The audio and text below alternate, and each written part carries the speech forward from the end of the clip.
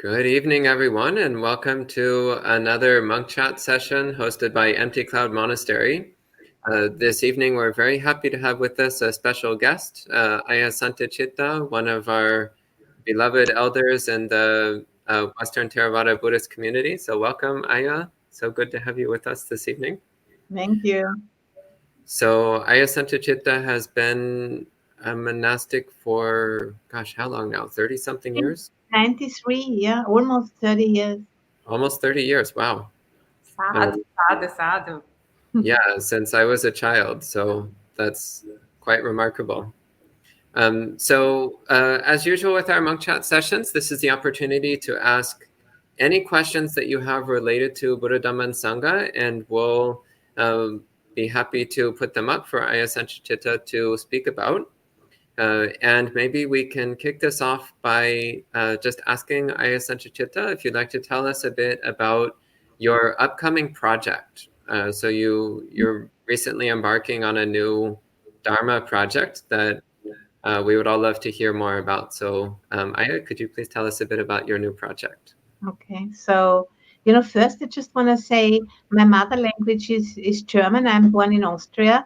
So my English is a little bit maybe like Ayya Soma's English, which you're already used to. So I'm sure you can get used to that.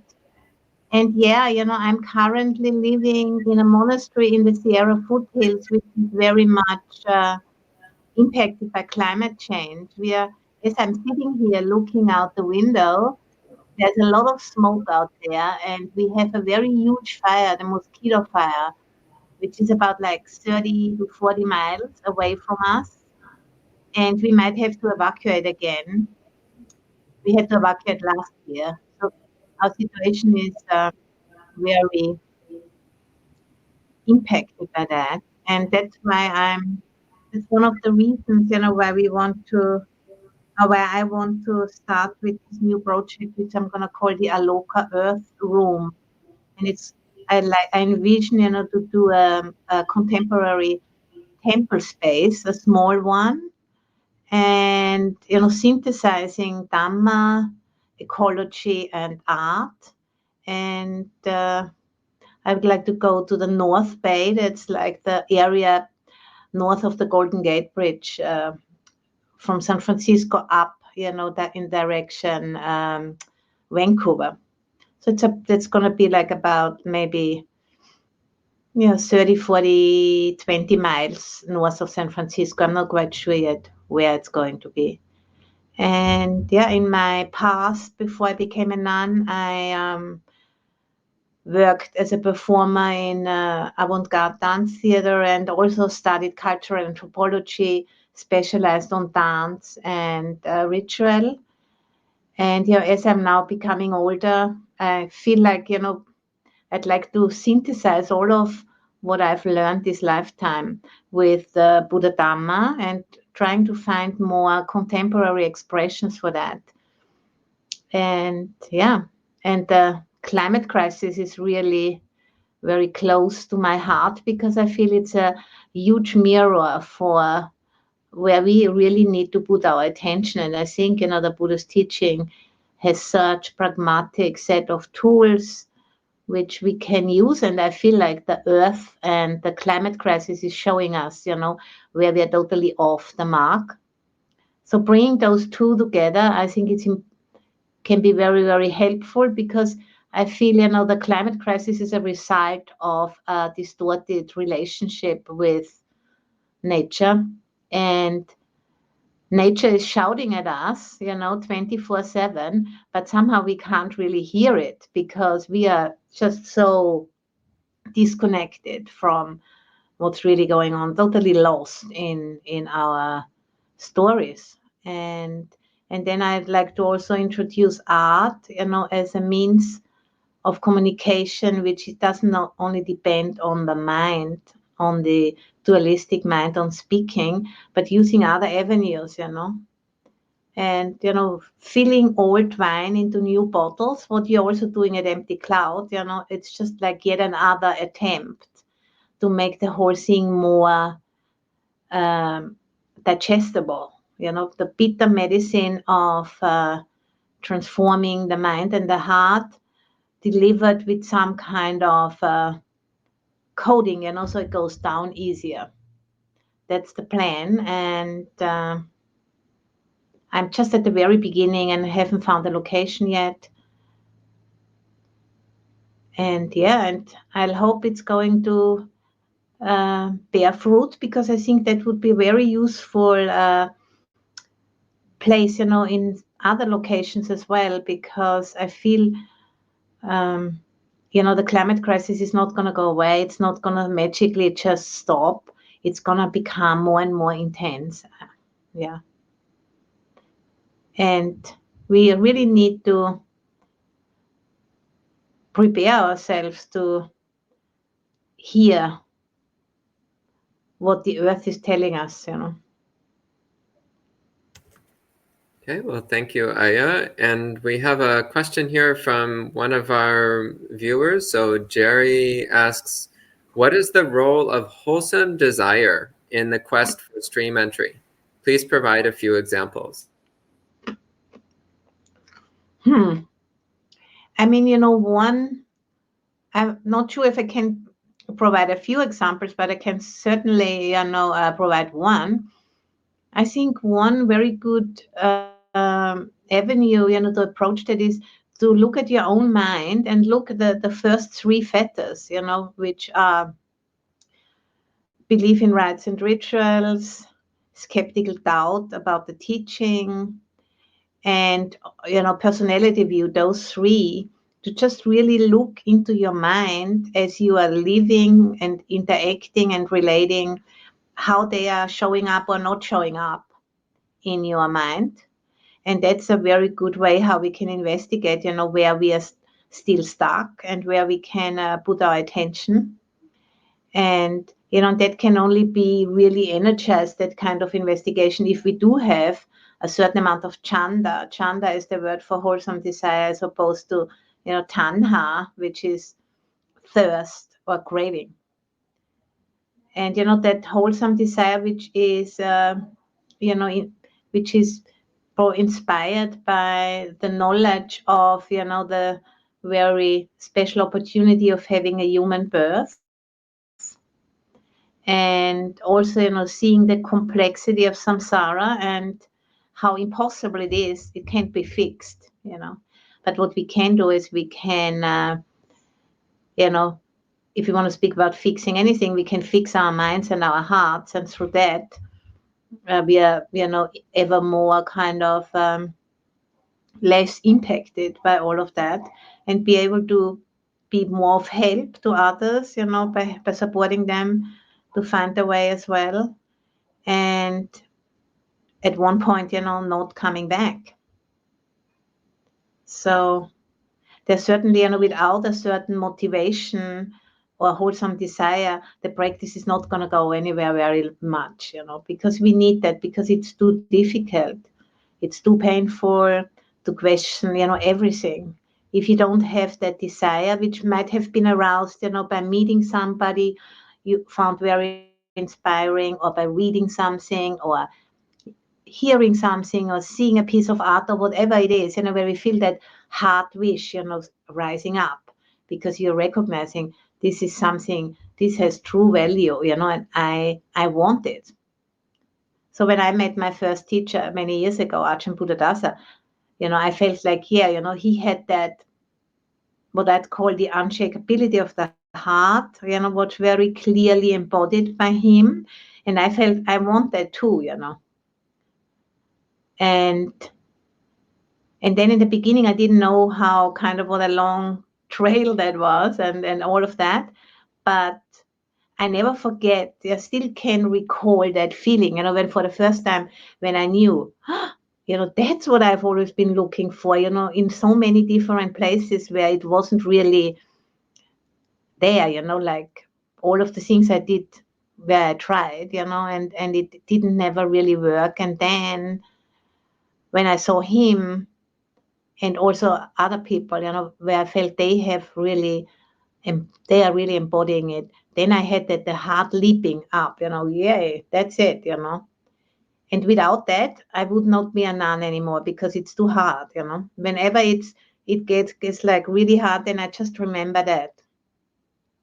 So that's my answer. Okay. Oh, thank you, Ayya. Yeah.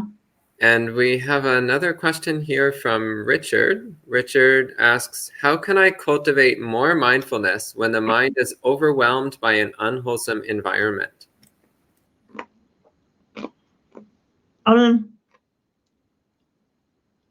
I think, maybe, just bringing your awareness to how you're feeling in this moment. When you're in an unwholesome environment, you're most likely going to feel certain amount of aversion, or a certain amount of wanting to not be here, wanting to shut down and all of that. And, and understanding that this is like a natural capacity of the mind also to protect itself, and protect itself from being being traumatized or re-traumatized. And, knowing that there is a certain intelligence in that, but then at the same time, if there's an environment where these reactions are triggered, then maybe, finding a way not to go in those unwholesome environments and go into environments which are supporting an opening of the mind, a natural opening of the mind. And then, just, of course, sometimes, we don't have a choice. We have to go certain places and might be connected with our work and so on and so forth. But just seeing, is it truly an unwholesome environment, or is it just feeling like in an unwholesome environment because certain conditionings are triggered, which are maybe connected with some early trauma in ourselves. So, we don't really know if an environment per se is unwholesome or if it's just triggering unwholesome response for us. There's a difference there. And if it's truly unwholesome, because there is some infringement of the 5 precepts or so on an ongoing basis, so then I just wouldn't go there if I could. And if you immediately can't make a change, then working towards that change. Yeah. Okay, thank you, Ayya. And we have a 3-part question here from Jay Sohi. Not sure how to pronounce this. It says, do you know the difference between enjoying life and being entertained by it? I know me and many other people struggle with craving for entertainment, and it's also against the precepts if you're a nun or monk to look out for entertainment. So how then can you even enjoy life if you are bored all the time? You as a nun can't even be entertained by teaching the Dhamma or receiving questions, right? How does that work? Well, that's like a ridiculous question, I think. That's like Silapata Paramasa, believing in rites and rituals. It's not like if I'm enjoying something, that doesn't mean, that I'm entertaining myself, because entertainment, has that, I think, I would qualify. It's also, first we need to define what is entertainment. And for me, entertainment is, I would qualify it as something, which can be used, for distracting. And enjoyment, is a natural part of life. And joy is one of the 7 factors of awakening. Without joy, the practice is not going to go anywhere, because joy is that gives the practice that buoyancy so that the mind and the heart can open. So no joy, no insight, that belongs together. And it doesn't need to be like a, crazy, big joy, but just like that subtle joy of a mind, which is not hampered by craving. This is a very subtle joy which one can learn to identify, in the practice. And I think that's really important, because if the mind starts to identify that subtle joy, which is a result of not wanting anything in the moment, then it finds its way back to that joy easier. So, and yes, we do have that as a precept, about, not getting lost in entertainment. But, sometimes it can be very skillful, if the mind is like very heavy, or there is just some, very difficult mind state has arisen. Sometimes it can be the right thing, to say, now I just want to have like a cup of tea or something with my friend, and enjoy that contact, for example. Or I want to go out and want to go on a walk, or, something in order to uplift the mind. It's always the intention behind what we are doing. If you're doing it because you want to distract yourself, and, you don't want to, basically practice with what has arisen, then, and you do that like on a regular basis, it becomes a habit. For example, certain relationship to the internet and all of those things. But if you do it like in a very selective way from time to time, because it can help, to uplift and open the mind, that I would see that as a skillful means. And it's just important, not to fool oneself about it. And I think, maybe in the early, times of the practice, one needs to be more careful. But as one gets to know oneself better, then I think it becomes more,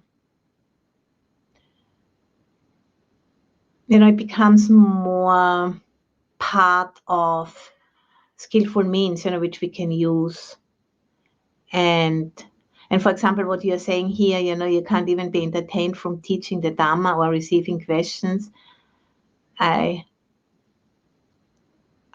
think that's a very funny question for me, and I'm entertained because it's how do you even how do you think like that? Of course, if I feel like I have a good relationship, with somebody who asks me a question, and I can answer that question in a way that that person feels they have really, received something from me, and I feel a certain amount of joy about that.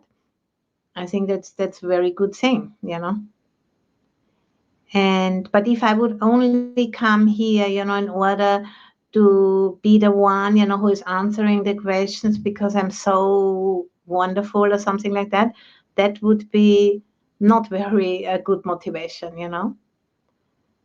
And I think the most important thing is, yes, joy is the force factor of awakening, Mindfulness, investigation of dhammas or interest, energy, joy, tranquility, stability, and perspective. And, if the mind isn't experiencing a certain amount of that subtle joy, it will not settle. Because through, really being in contact with our experience, so really being in relationship with our experience, there is a sense of enrichment which comes from not wanting to be somewhere else, And that enrichment allows the mind to calm down. And then if the mind calms down, it starts to be able to focus and to become stable. And then if the mind is stable, it has a sense of perspective. And then, if the mind has a sense of perspective, it's more capacity for mindfulness again. So that's like a spiral, going ever deeper into reality. And joy is part of that process.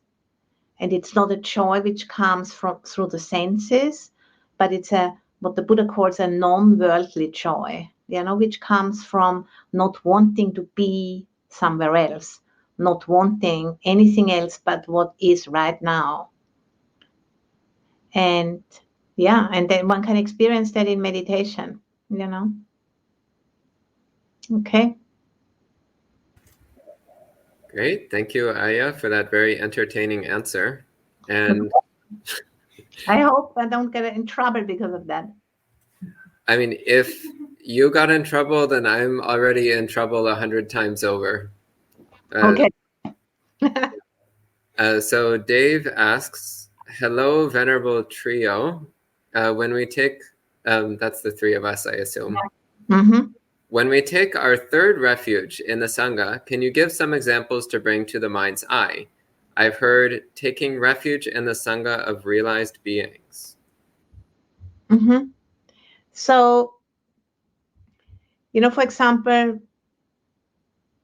you could, bring to mind like a teacher whom you know, for example, where you feel really inspired by them, or for example, the Arahant Bhikkhunis, the female disciples of the Buddha, which the Buddha has been, mentioning for their particular special qualities, or any other teachers or like ancestors, But then for me also, and in the classic traditional sense, one says, there is the Arya Sangha, Sangha of realized being from Sri Mantra up to Arahant or Buddha, all of those, and then there's also the Sangha, the community with whom we interact and with whom we, kind of rub up against each other and learn as we go along. That's another Sangha, and then for me also, the whole planet is also my Sangha in a way, because my body, is not separate from the planet. My body is in constant exchange through earth element, eating, water element, drinking, fire element, warmth and cold, and the breathing, the wind element, and then also space element. There's a constant exchange, and we never cut the umbilical cord to the planet. So we are in constant exchange, constant coming and going, a process, So there's many different levels of Sangha, and traditionally it's the Arya Sangha, yeah. But actually, I take refuge in planet Earth every day, because I depend on that in everything, every moment. And that gives me a sense of awe, and at the same time, I feel a sense of responsibility because I'm getting so much, I want to give something back. And if I can put myself in the position of giving something back, that only is going to be successful if my mind is,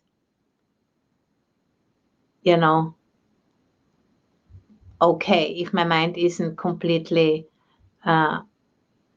lost in the past and lost in my conditioning. And if I can, build a relationship to life, which is not all centered around me and mine, but which is just like able to be open and to receive,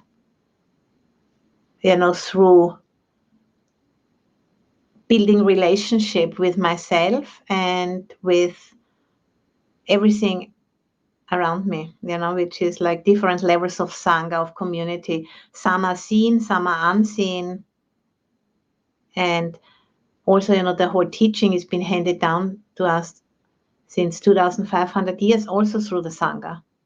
And just making that also conscious, what a amazing, lineage of ancestors we are part of, that we can sit here today and speak about this.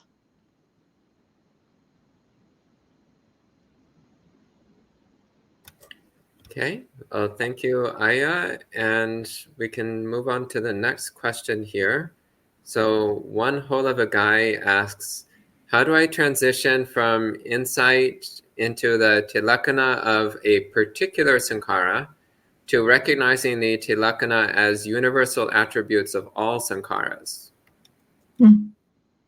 Well, in the way that you are observing, that all mental formations, they are arising and ceasing. They have a beginning, a middle, and an end, So I think impermanence is always the entrance gate, I think in you're observing your mind, seeing that, and then, reflecting on, yes, that which is impermanent is unsatisfactory, dukkha, and that which is dukkha is, is not a real separate anything, but it's empty of a self and constantly changing.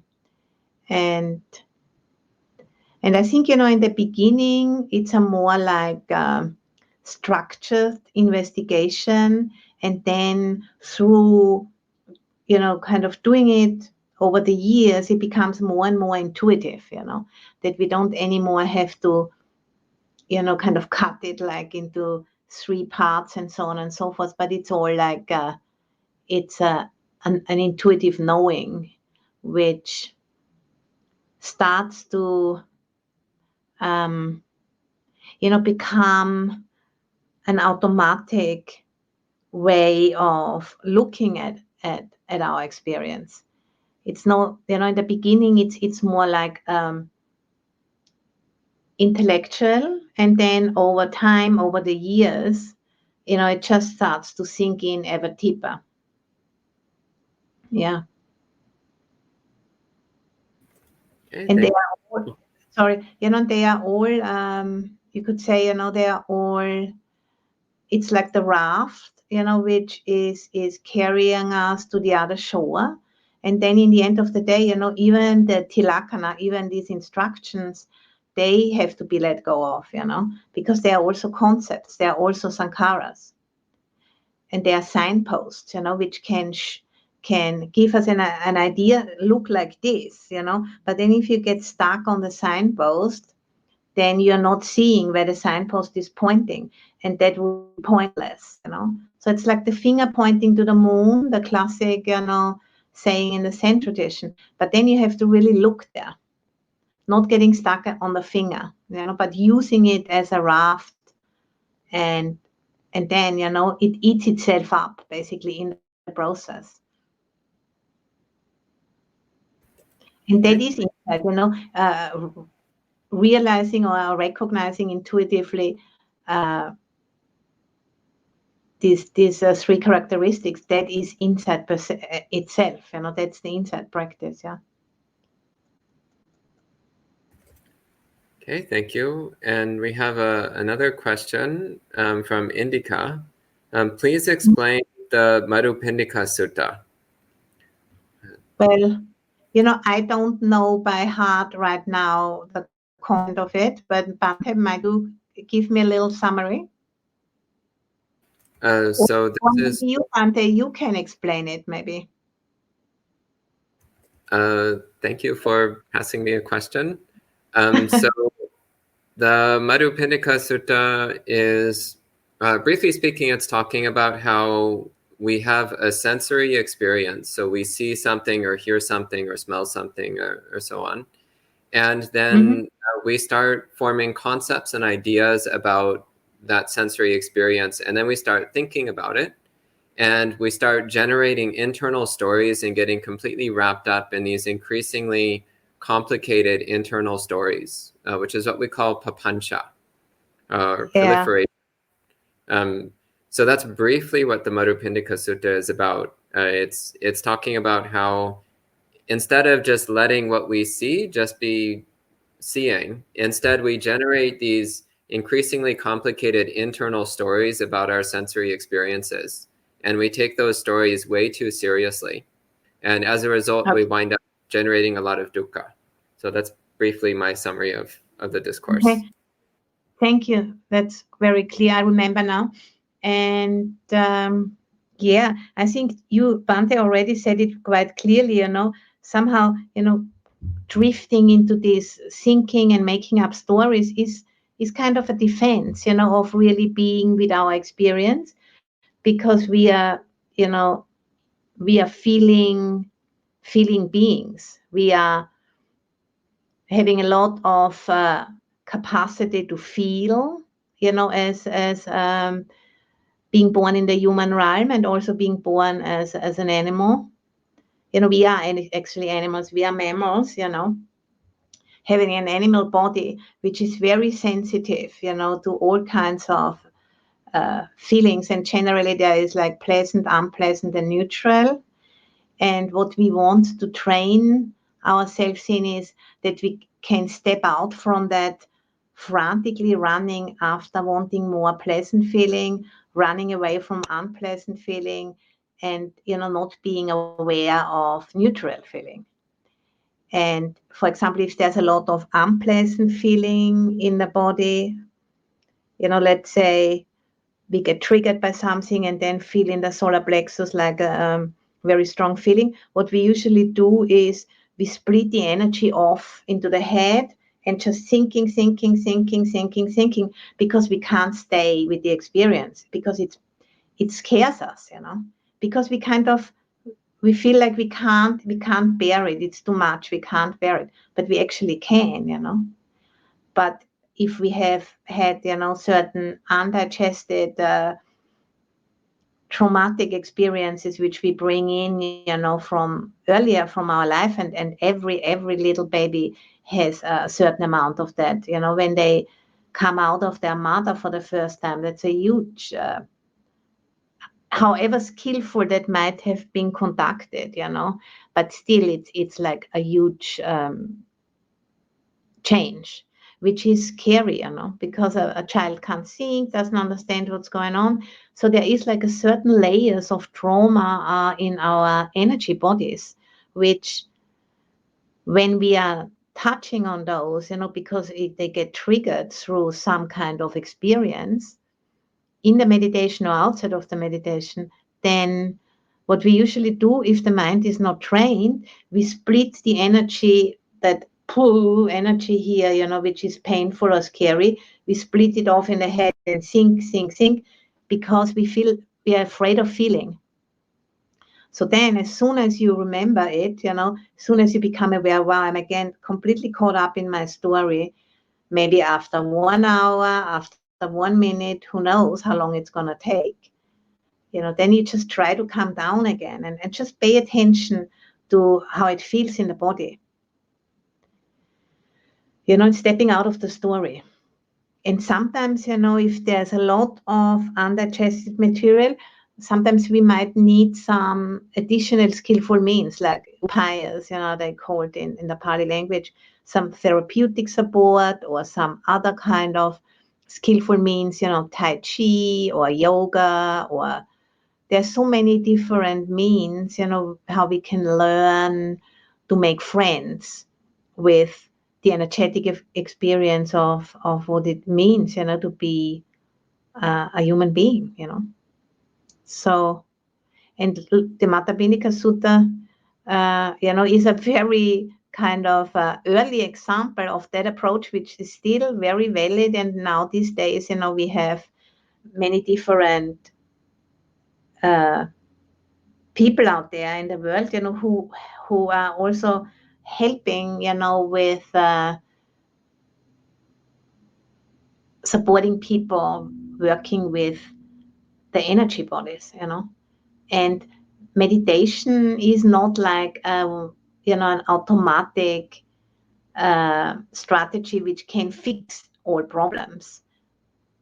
And sometimes we need other skillful means, to enable ourselves to really meditate, and not just, think we are meditating.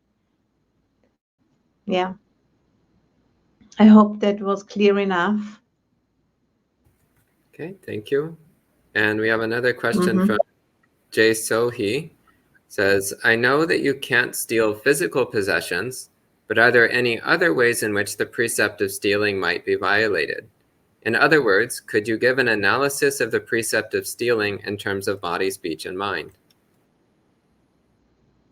The precept is only relates to stealing of physical objects, which, and it's defined in the Parimokkha, in the Vinaya of the monks and nuns. It means, if you take an object which would be in your society where you took it, if that would have any repercussions in terms of the law, So let's say if I take like a sheet of paper in the office when I go to empty cloud, I don't think, the law would make a big deal out of that. So that'd be okay, But if I take something, let's say I,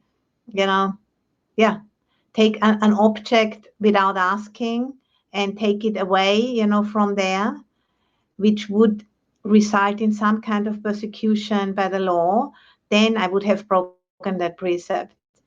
And or if I, let's say, would use something, a piece of art or something which has a copyright on it, and I use it and use it somewhere in my teaching or something without mentioning the person, who created it and without asking permission, that would also be that. So that kind of thing, but speech, I don't think with speech and mind you could definitely, make a case, but it would not be featuring in the Vinaya as an something which would have any repercussions. Okay, thank you. And Jaso, he asks, what is your opinion on common sense? Is it real?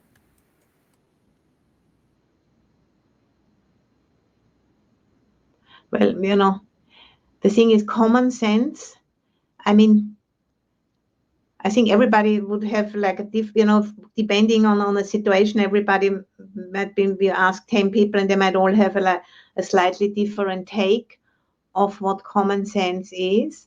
I don't really, it's certainly not real, because, but I feel like there's the 5 precepts, and that's for me the foundation of about everything, in terms of the practice. If you can, build your life inside of the 5 precepts, that would be the definition of common sense for me, as a Buddhist. Because you're protecting yourself and you're protecting others at the same time. And I very much like the definition, giving the gift of fearlessness to the world, and not thinking it's all about you, but it's a commons, the planet is a commons. It belongs to all of us, not only to human beings, but to animals and to plants and to the rivers and the mountains, and it's there for everyone. And we need to clear up and clean up our minds so we can really understand that.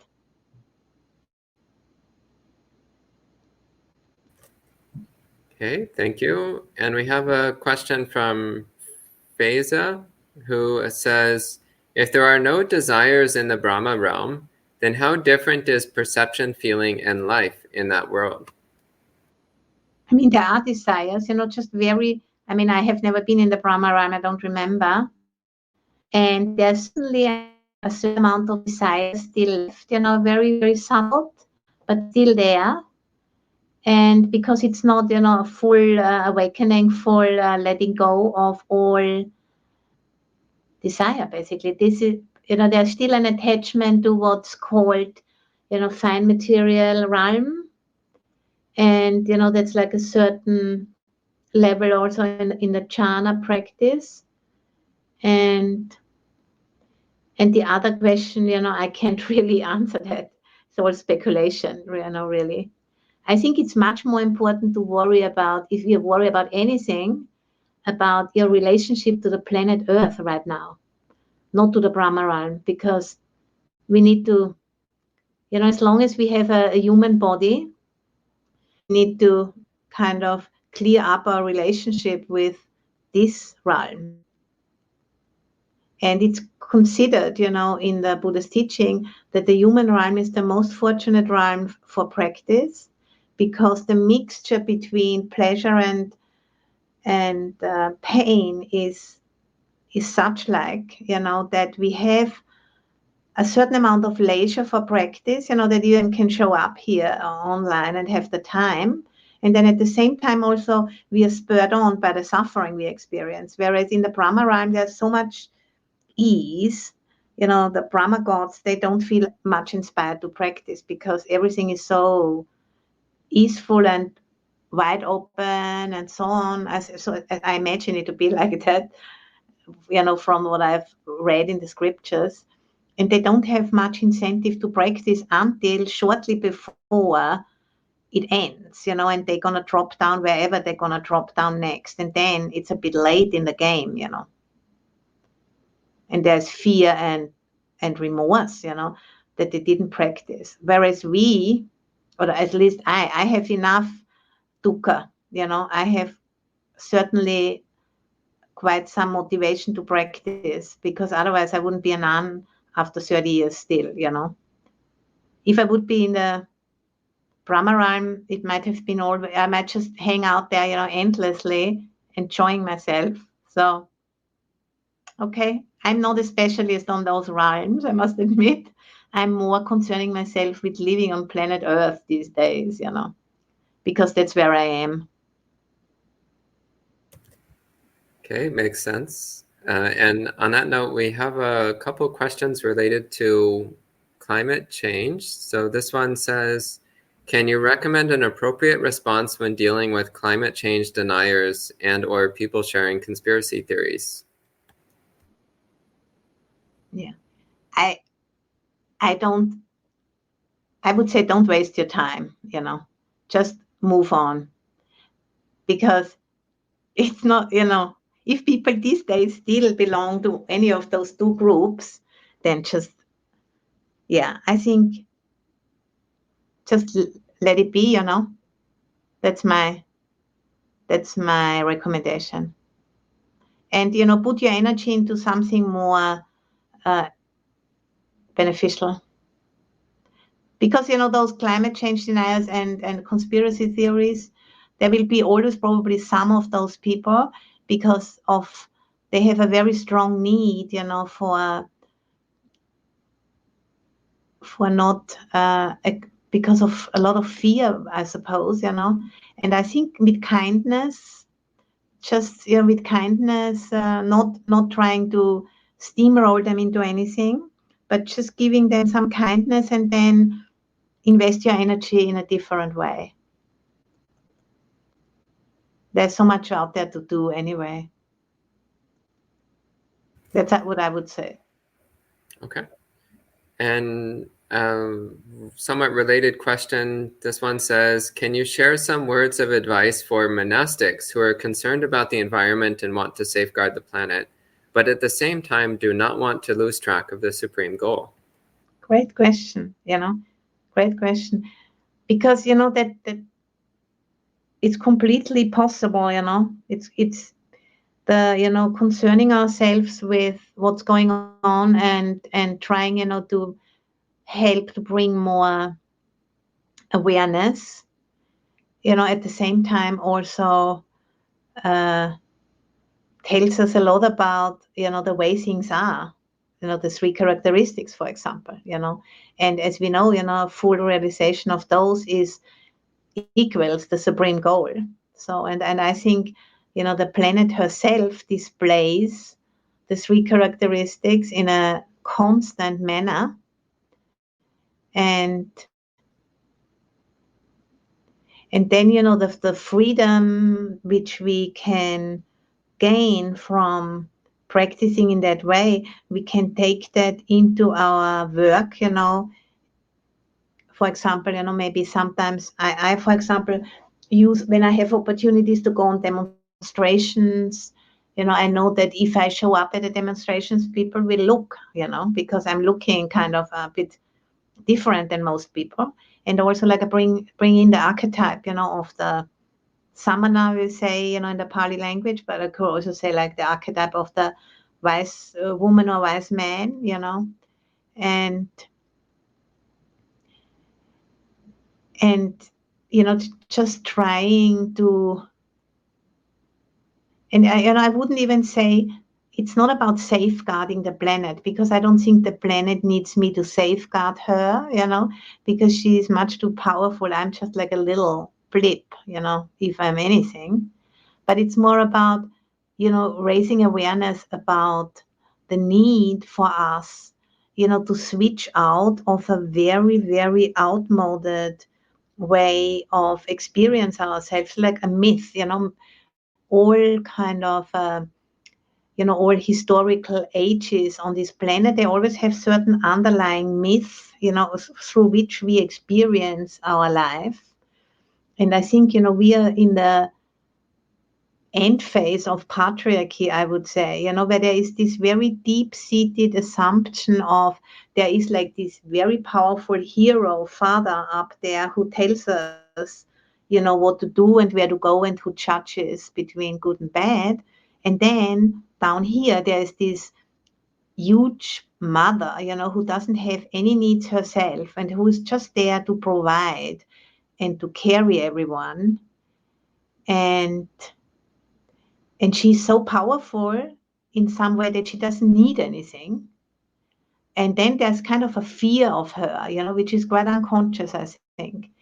And, the whole misogyny and everything what's going on is a result of that kind of very childish, in a way, worldview, of having these two parents, the powerful father who is like protecting you and giving you direction, and a powerful mother who doesn't need anything and just feeding and giving and giving and giving.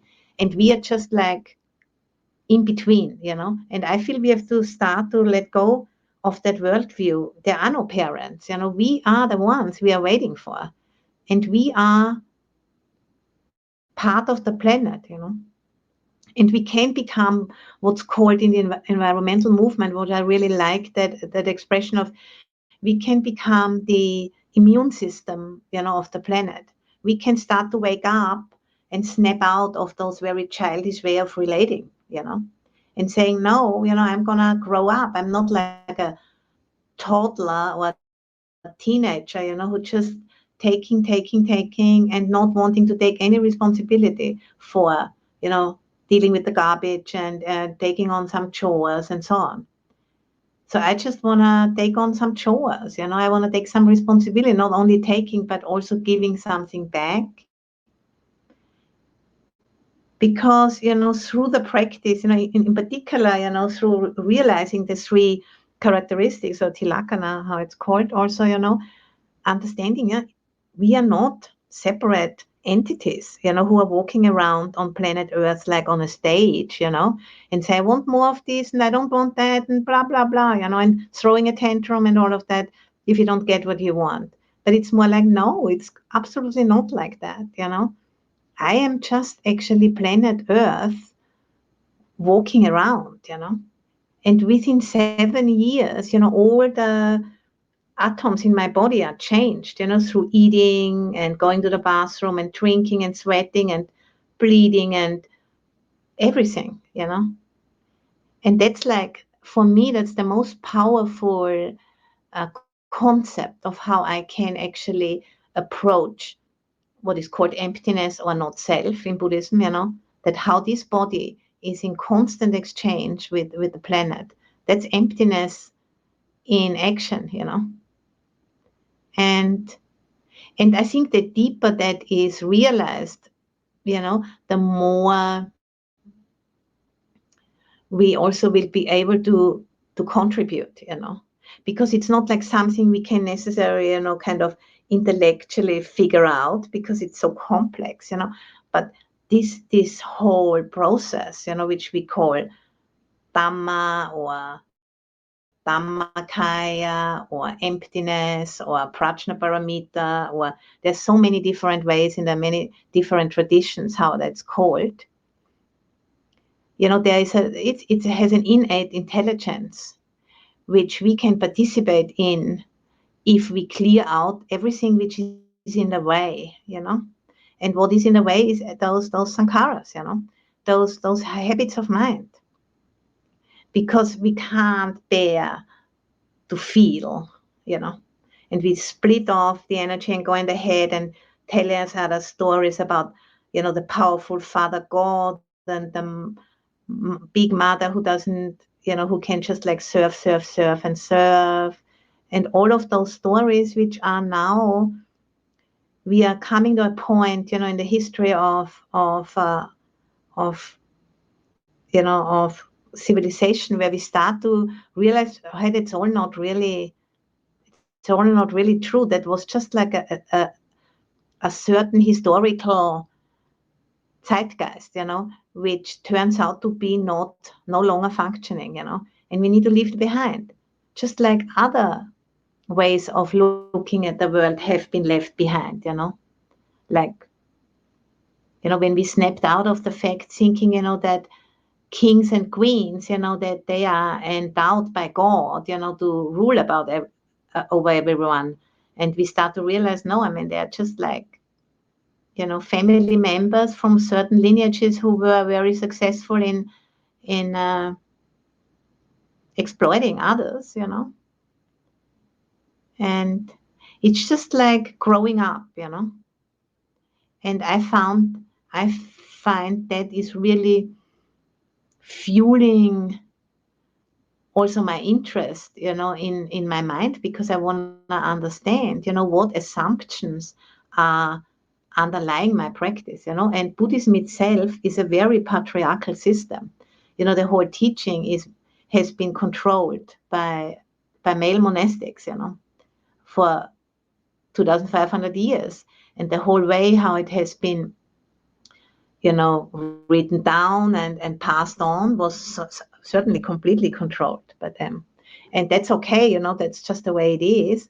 But as soon as you notice it and no longer caught and blinded from what's there, you can start to ask different questions, And that is certainly supporting you to not lose track of the supreme goal, because it brings a sense of interest, it brings a sense of, wow, I mean, that's amazing. It's like you live in a box like this, and then you step out, and then there's a bigger box, and then you step out, there's a bigger box, until one day there's no more box. But until that happens, I don't know when it's going to be, but you're on the move, And questioning your own cultural conditioning is very, very important, And yeah, it's incredibly important. And I feel, capitalism, racism, all of those things, that's all part of the cultural conditioning. And if you don't question those things, you're not gonna really realize the supreme goal, You're just being caught in being some kind of in a monastic or in a Buddhist theme park, And I don't want to stop there. I just want to go out of that box, Yeah. Okay. That's it, I think. Yeah. Well, thank you so much, Ayya, for that inspiring answer. Thank you. It makes me want to move into bigger boxes. And it Yeah. looks like we've also been joined by a small black cat. Oh, I see. I've seen that cat, isn't it? Was she there in April when I was there? Yeah. Yeah. He's been with us since the beginning. His name is Stan. Hello, Stan. I think he's trying to bow. So, so we have another question from Kumu. So Kumu says, is there a sutta where the Buddha explained the tilakkhana together as tilakkhana, 3 characteristics? I'm reading the Majjhima Nikaya now, but have a lot more to go. Well, I'm sure there's many, many suttas, but I'm not one of the people who can throw off sutta numbers. Like I'm not like that. You have to ask someone else about that. But I think there's many suttas who speak about the 3 characteristics, because it's like the one way of expressing the essence of the teaching. Bante, would you be able to mention, or Ayya, a sutta in the Majjhima Nikaya? Actually, one which we recite here every day is the Dhamma Niyamata Sutta, which is Not in the Majjhima Nikaya, it's in the Samyutta, I believe, but it's a short one on the topic. Yeah, as you mentioned, there's tons of suttas on the subject. And also the Dhammacakkappavattana Sutta certainly, is speaking about the three characteristics. The first sutta the Buddha taught, that's a very good one, because it's listing things, and you can really kind of go through that in your meditation. Yeah, that would be one I would recommend. For that matter, also the second discourse, the Anatta Lakkhana Sutta, also is applying the anicca, dukkha, anatta sequence to analyzing our experience. So that's also another one which does it very specifically. Yeah. So those two, they are really helpful for that. Okay, and we have another question. TJ asks, what was your experience in meeting Ajahn Buddhadasa of Suan Mok? Yeah, that was wonderful. Good fortune, 1988, in April 1988. I have lived like about 5 years or a bit more in Thailand, and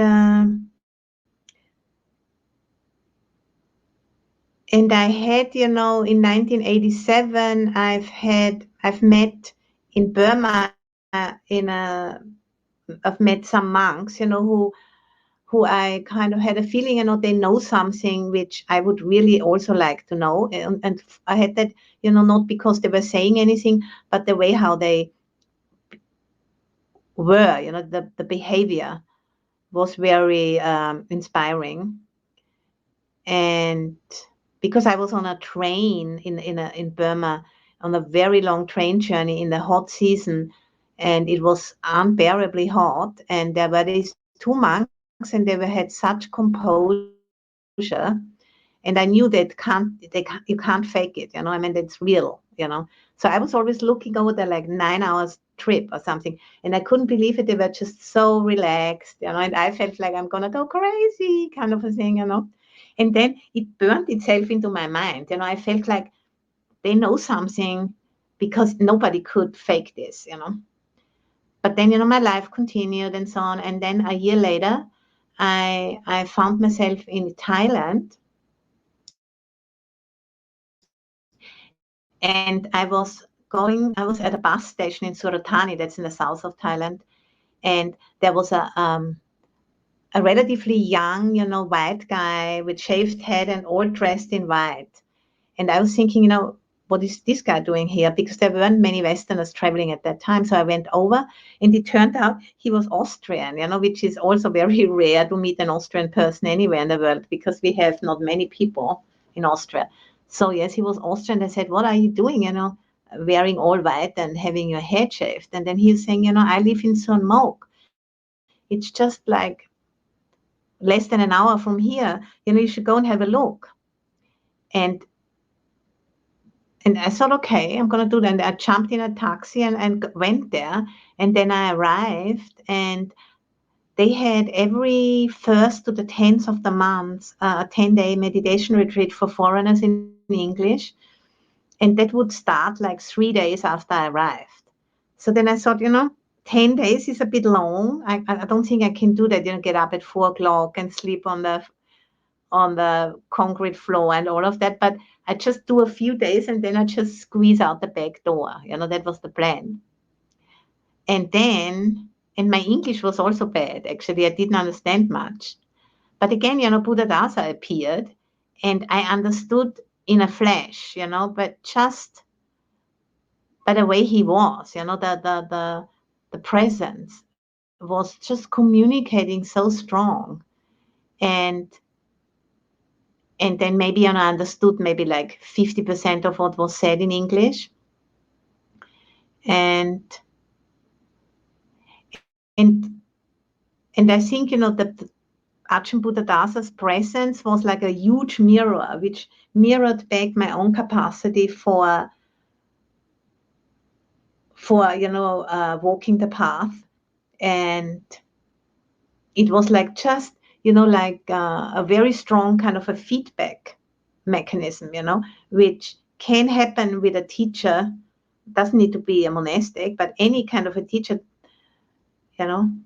if there is some kind of, like sameness, I just don't know a better word, like a certain kind of compatibility.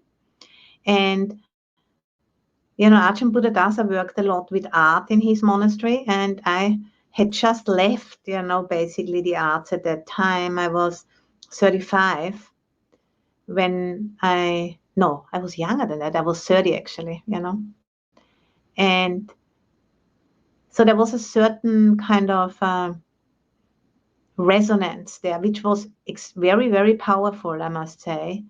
And it reminded me of what I had seen the year before with those monks in the train in Burma, but it was even more powerful. And then there was a whole setup, there was these retreats for Westerners every month, and then you could also stay there during the retreats. And then I got a kuti there in the monastery, and there was opportunity, to sit outside of Ajahn Buddhadasa's kuti every day and just see him there sitting, not talking, but just being in his presence. And and I felt like that was like a tune-up, if you bring your car to the service, like all 5,000 kilometers or something. I felt my car was really in a total mess, my vehicle, my mind, so to say. And he was just like, by resonance, like also like when you tune an instrument, he was like the tuning fork, and his presence had such a strong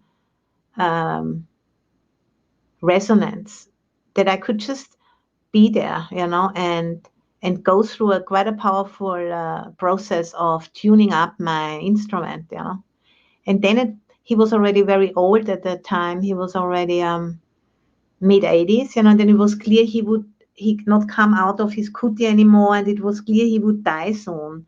So then I thought, when he has died, I don't want to be there anymore, And then I was thinking, what should I do next? And then it was very similar to, when I met that Austrian man on the bus station. I went in the meditation hall, and there was this little book lying on the table, and I picked it up, Amaravati chanting book, UK. And then I said, okay, I'm gonna go there. And that's what I did then. I left, and he was already very sick. And then I became an Anagarika. And in that night, where I became an Anagarika, some Thais came, we always had like a midnight tea on the full and new moon days. And they said, Buddhadasa just had died in Thailand.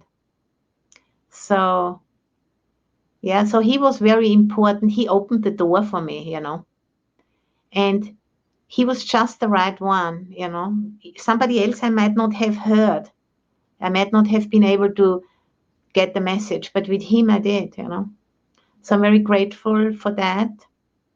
And by what I want to do next, with this earth room, I also feel very much standing on his shoulders, because he was using art to teach. And he was a very much one of the first engaged Buddhists in Asia. And also, just really very open-minded and,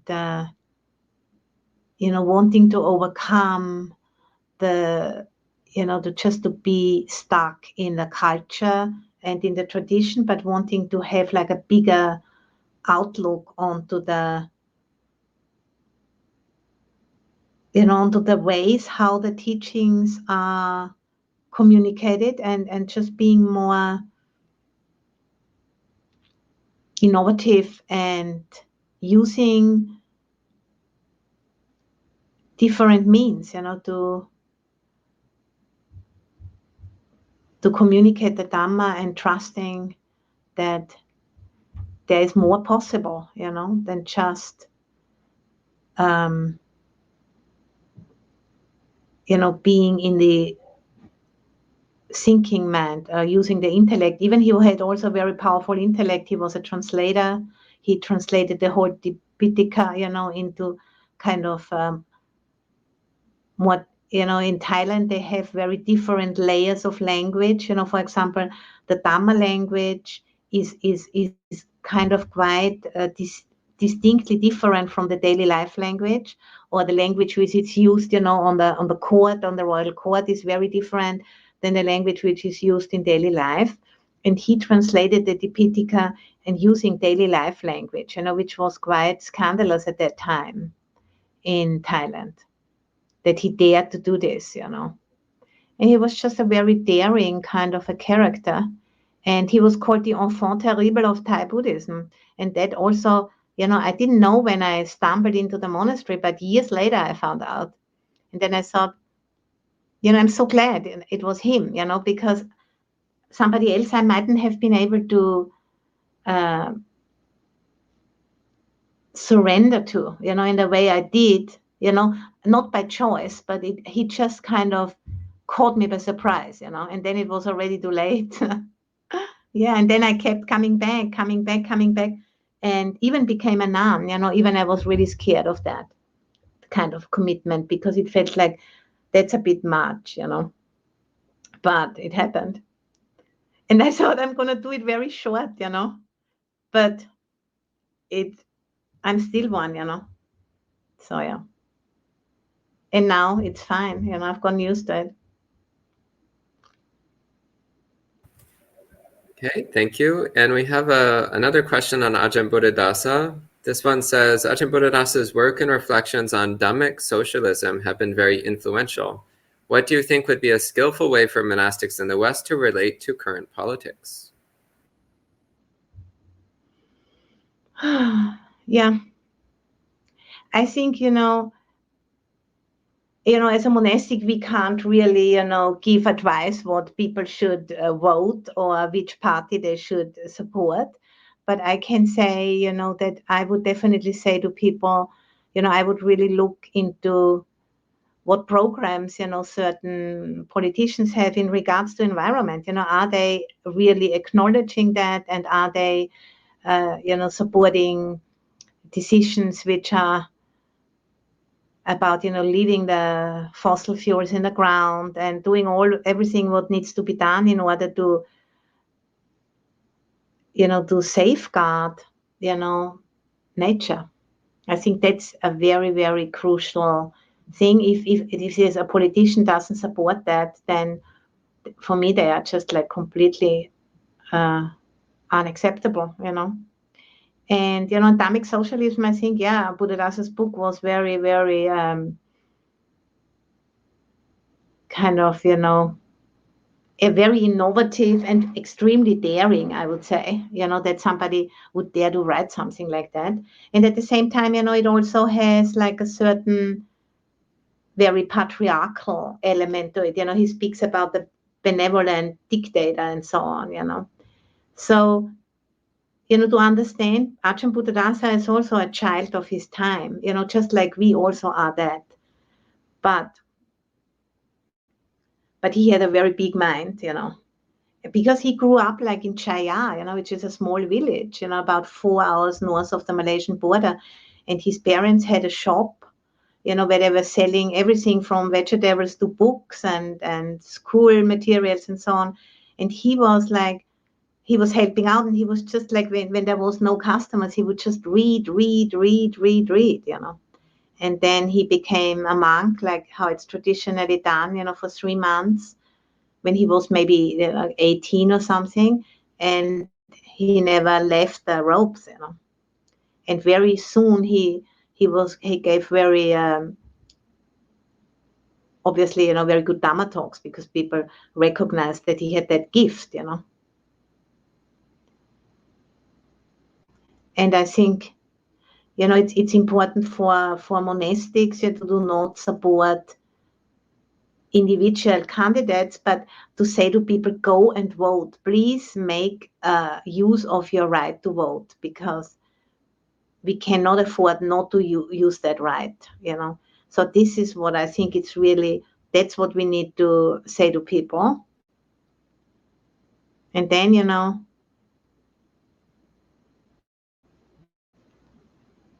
support, because there's lots of, Dhamma organizations, 2 or 3, and I could send an email to Bhante Suchata and Ayya Soma with some information about that. There is like 2 or 3 organizations which are called like Dhamma vote and things like that, which support people going to vote, or people supporting organizations to write cards and letters to people in so-called swing states, So I think this is all work, which is which we can encourage, Yeah, and Buddhadasa, he was very respected because he did not shy away from speaking out, and that's why there were lots of intellectuals, from the universities in Thailand were coming to him because they felt like that he was really not stuck in Silabbata Paramasa, one of the first three fetters, and that he understood, that if you want to live the Dhamma and if you want to integrate the Dhamma in your life, you have to live it every day, not just like on the special day when you go to the monastery, or not just when you give dana to the monks, but you have to also take responsibility, for what you do with what you've got, and one thing we've got is we can vote,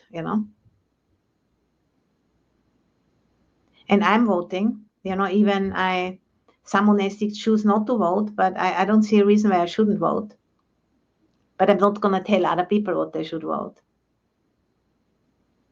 And I vote even in Austria and in America because I'm a double citizen. So I do that too. Yeah.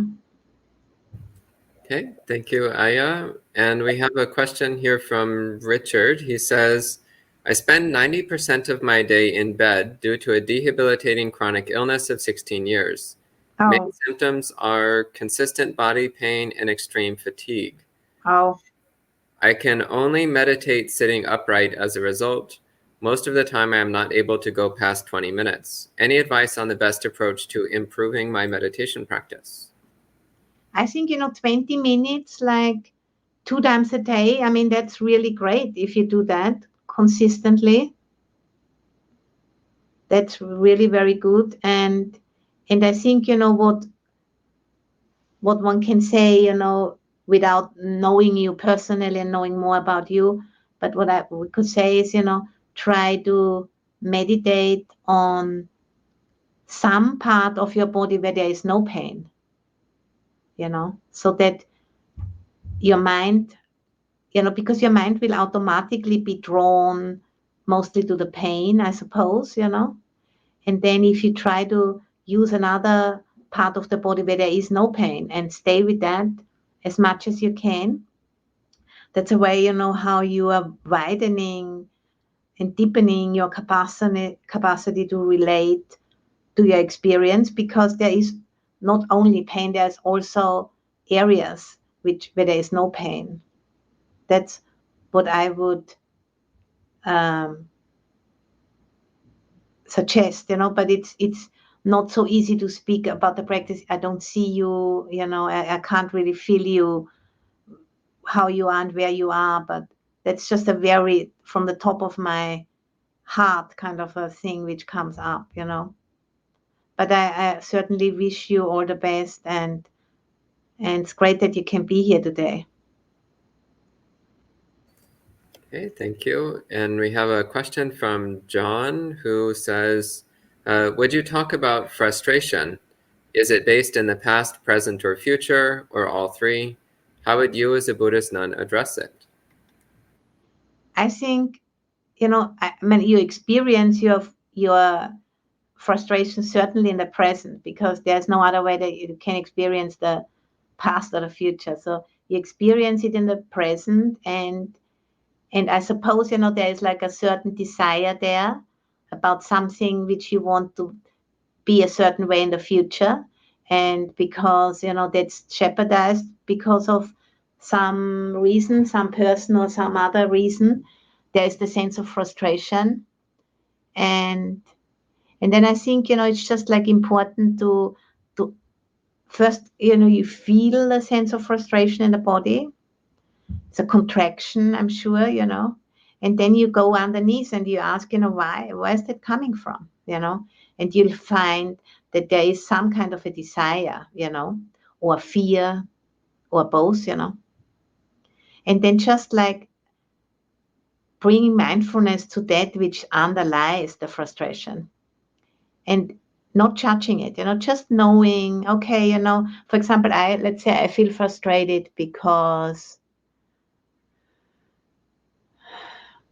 I wanted a certain thing to happen, because if that would happen, then I could bring some joy to somebody, So then I can feel, there was a motivation to benefit somebody else, but there was also like a certain amount of ego in it, because I wanted it to be done in that very particular way, And then just seeing both, seeing both the wish, for bringing something nice to somebody, and then the anger also which comes up because something happened which interrupted it,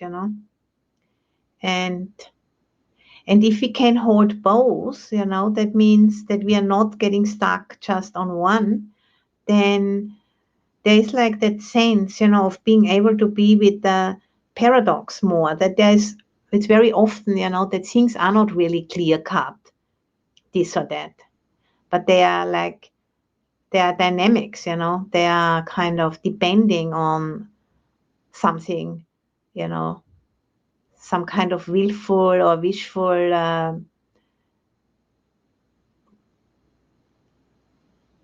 or wanting, which they are wanting or not wanting.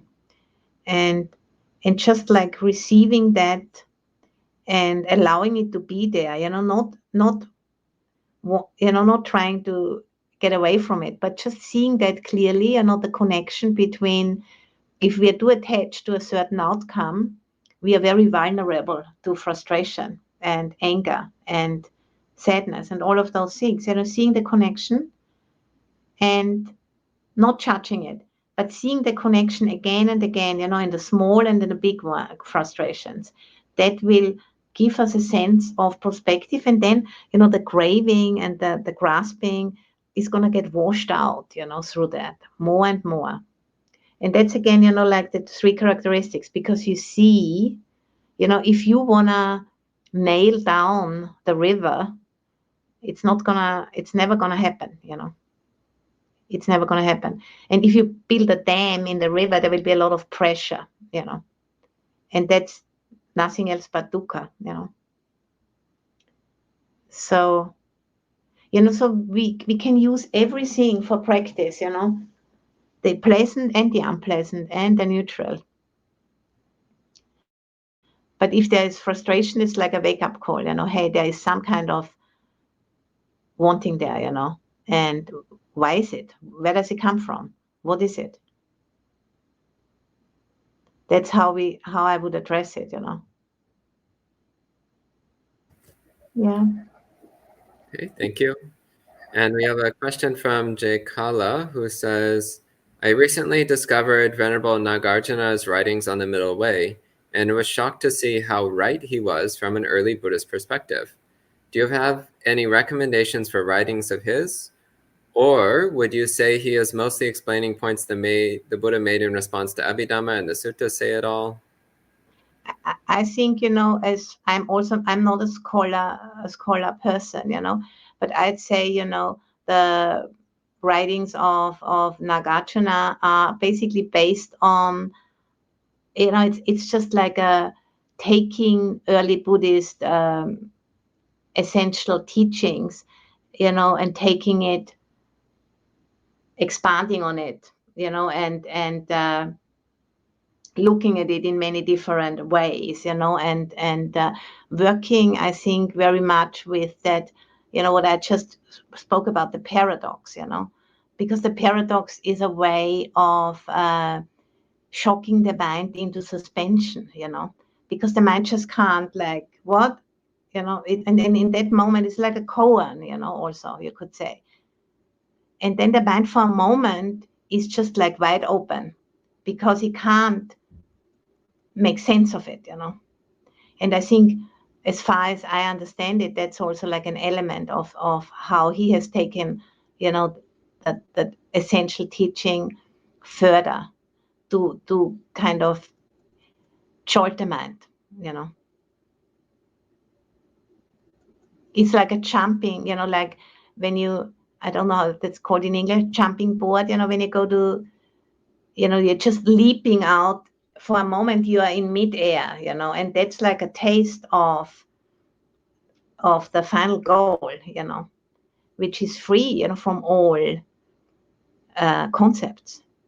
And the mind, we need many, many kind of skillful means to jolt the mind like this, and they have been developed in all traditions in different ways, like the koans in the Zen tradition, I would say, and then the Vajrayana is also very, very fanciful, to say the least, what they have developed in order to, exhaust the mind so it gives up, but with these very complex visualizations, for example, And so there's lots of the mantras, where you say like say you do I've done the Ngondro in the Nyingma tradition, where you have to do like 800,000 something, the mind just gives up, because if you want to know when you're finished with those, you can't know, So it's a skillful use of frustration, I would even say, And in the Theravada, the Vinaya can be a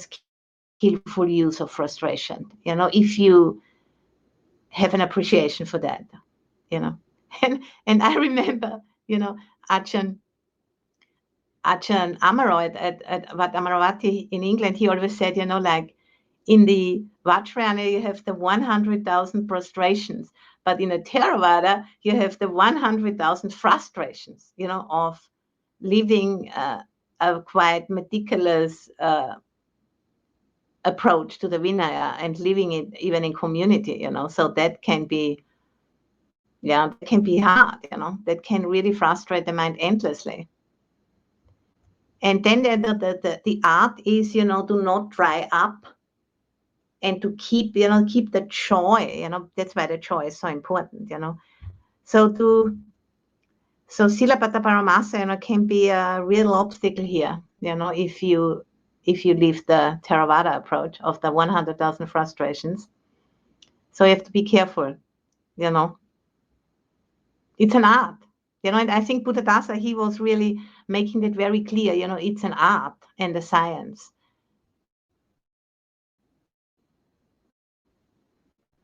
Okay. Well, thank you. And, it can be misused.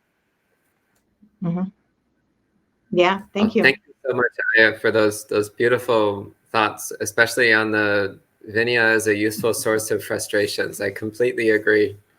That's one of the most useful explanations of Vinaya practice I've ever heard. Comes from the heart, because that's, I really think it's a pretty kind of direct way, of describing it. And we have one final question for the evening. So this is our last question, and we're also almost out of time. So I think this is a great way to top things off. Andrea says, what is the practice of appropriate attention for beginners? I would say, if I just, would just choose one, one signpost, I would say, notice whenever you want to be somewhere else, and when you want to be somewhere else than where you are, I don't mean like necessarily a location, but if you want to have a different mood, a different feeling, a different drink, a different whatever, that wanting always to be somewhere else, thinking the grass is greener somewhere else. And then once you're there, then you think it's somewhere else, because that habit is a habit of the mind, so you never arrive. And I think this is very much, part and parcel of being a human being, and with greed, hatred, and delusion. So it's not like that we beat ourselves up for it, because it's just, we have to accept it for what it is and wash it out through insight. but to really focusing on that, that wish. You sit down for the meditation. I want to have a different meditation. I want to have everything. I want it to be finished. I want it to start. All of those things, and just seeing that.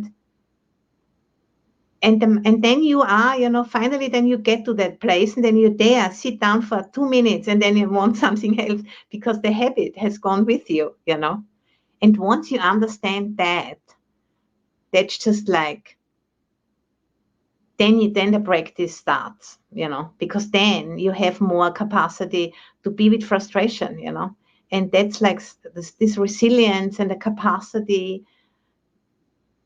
to be with that is essential, in order to go into the depths.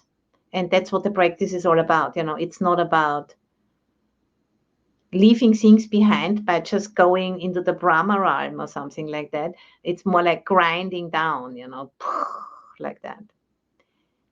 And I just want to end with one thing, which Ajahn Pasanno said, which I often remember. He said, if you can't get out of it, you have to get into it. That's it, into it and through it, and come out the other end like a worm, like an earthworm. Yeah. That's the practice. Yeah, I think thank you for inviting me. Yeah. Well, thank you so much, Ayya. This has been such a delight and joy. So I really appreciate you taking the time to discuss the Dhamma with us this evening. Thank you. Yes, thank you so much, Venerable. That was wonderful. Thank you. And all the best, for Empty Cloud and all of your undertakings. And please, let's stay in touch. Yes. Absolutely. So we'll end the session with 3 sadhus. Sadhu, sadhu, sadhu. And Thank we'll you. see you next time. Bye-bye.